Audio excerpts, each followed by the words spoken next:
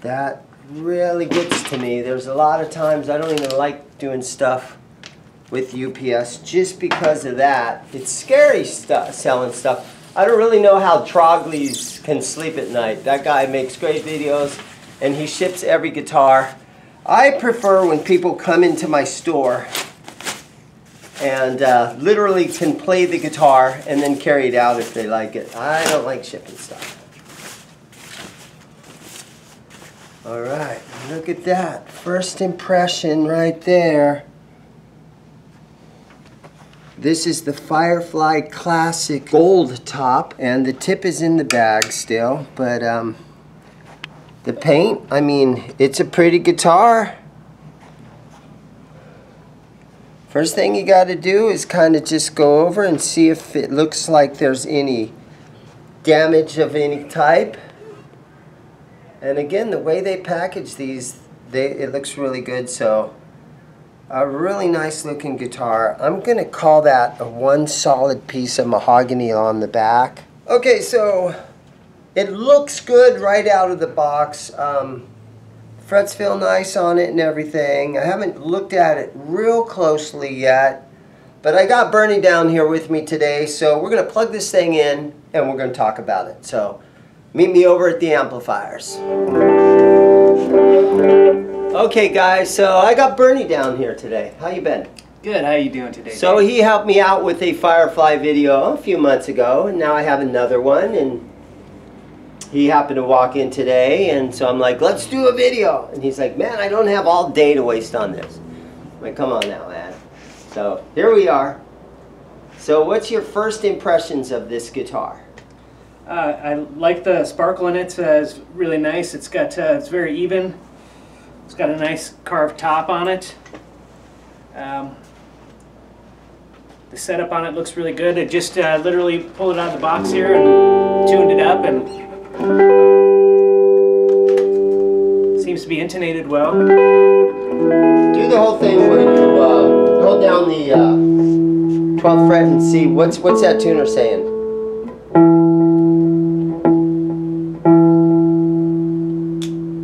Maybe just a hair sharp.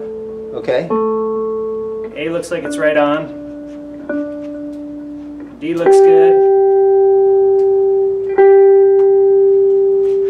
G looks good. All right, let me get the camera over here for a second. So just, I'm going to see if I can get it on the tuner right here for you guys.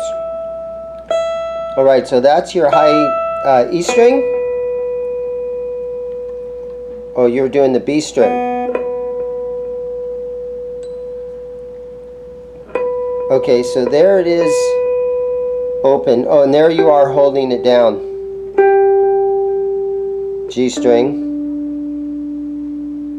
Okay, D string. Now I'm with you.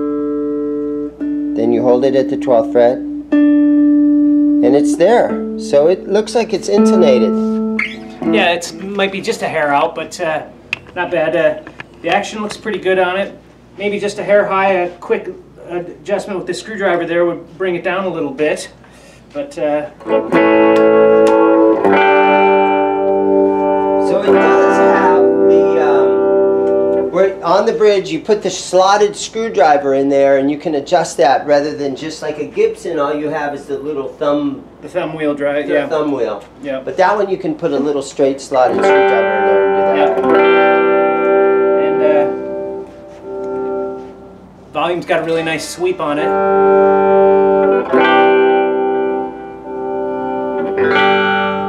Nice sweep on the tone.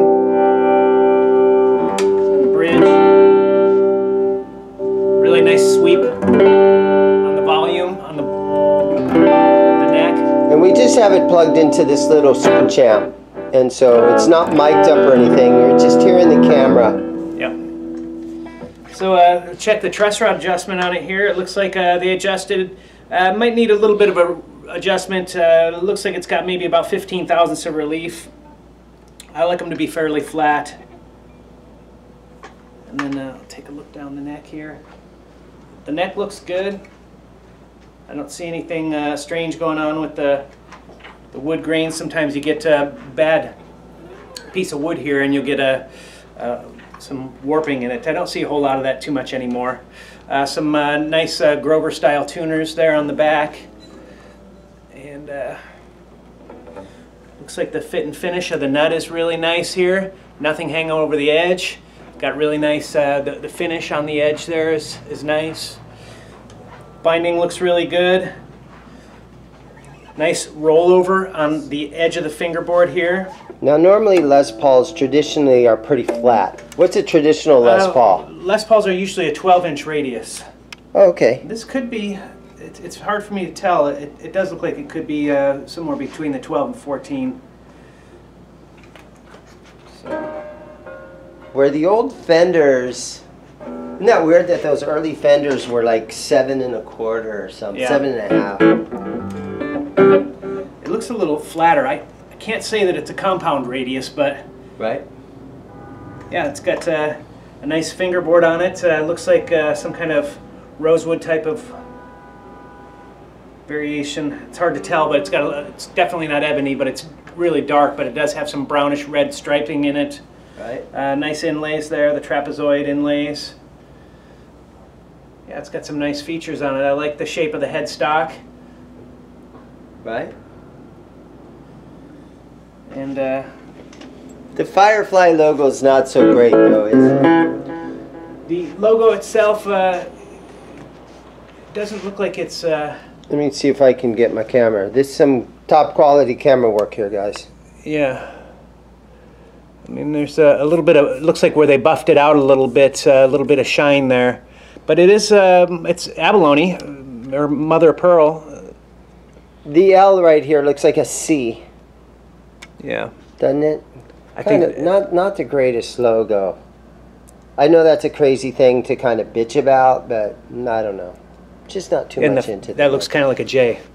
Yeah, it does. Not too great of a logo, in my opinion. Hey, it's real mother of pearl. That's something to be said about that. So a lot of times those are just printed kind of plastic or pearloid inlay. Yeah. So, yeah. Yeah. They did a nice job. The finish on it is really nicely done. I don't know if that's just they spray it and looks like they must buff it. Yeah, I see some buffing lines on it. So really nice buff job on it. The top is buffed really nice.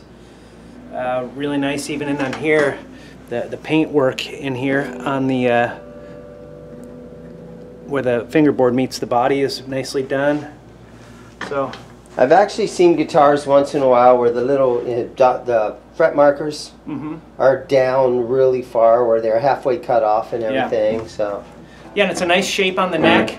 It's a little thick up here on the, but not really too bad. It's got a really nice round shape. I'd call it probably like a C shape on it. Did they give a spec on it at all? I don't have any. Yeah. I could have looked it up, but we're winging this. We're just going for it.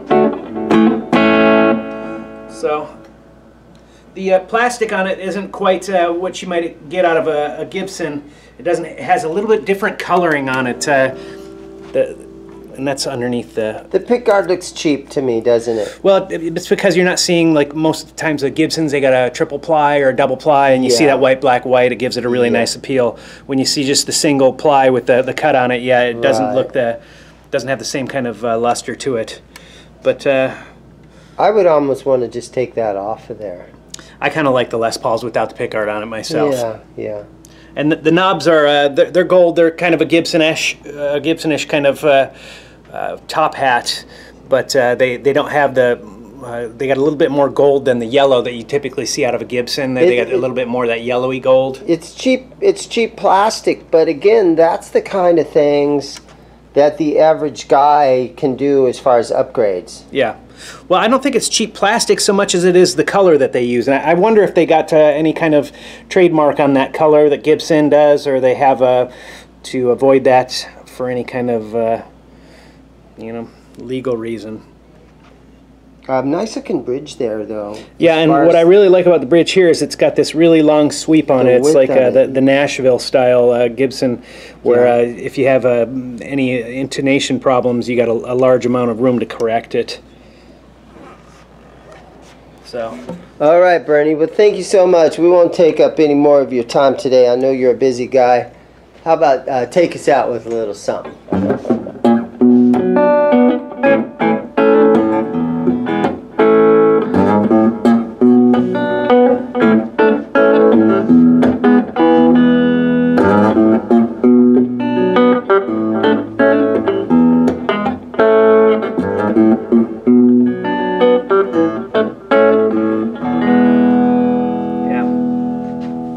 Thanks for watching, guys.